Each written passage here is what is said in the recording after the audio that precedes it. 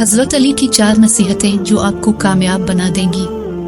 कुमैल बिन Ziyad रहमतुल्लाह अलैहि फरमाते हैं कि एक मर्तबा हज़रत अली रज़ी अल्लाह ताला अन्हु ने मेरा हाथ पकड़ा और फरमाया, ए कुमैल, ये दिल एक बर्तन है, इसमें जो चाहे डाल दो। और उसके बाद फरमाया कि मैं तुम्हें 4 बातों की नसीहत करता हूँ, उन बातों को गौर से सुनो और उनको अपने पले बांध लो।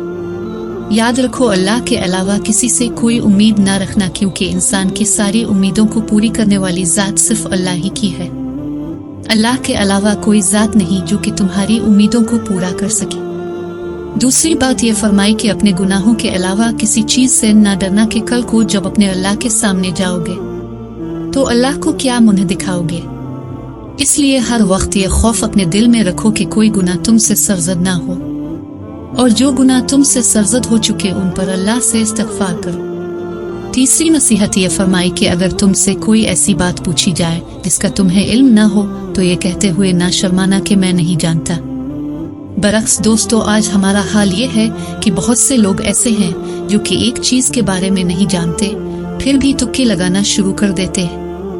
इसी तरह एक दूसरे मकाम पर अमीरुल मोमिनीन ने यह भी फरमाया कि इस बात का इकरार कर लेना कि मैं इस बारे में नहीं जानता, ये भी आधा इल्म है। चौथी बात यह कि जिस बात का तुम्हें इल्म ना हो तो उसके बारे में इल्म हासिल करने की कोशिश करो और उसके बारे में इल्म हासिल करो। फिर रज़ी अल्लाह ताला अन्हु ने आखिरी बात यह फरमाई कि सब्र करो, हर हाल में सब्र करना इंसान के लिए बेहतर है और सब्र ईमान का हिस्सा है। बल्कि यहाँ तक फरमाया कि सब्र का मकाम ईमान में इस तरह से है जैसे कि बदन में सर का मकाम है। इस बात से मालूम हुआ कि सब्र का ईमान के साथ बड़ा गहरा ताल्लुक है। इसलिए चाहिए कि सब्र का दामन किसी हाल में न छोड़ा जाए।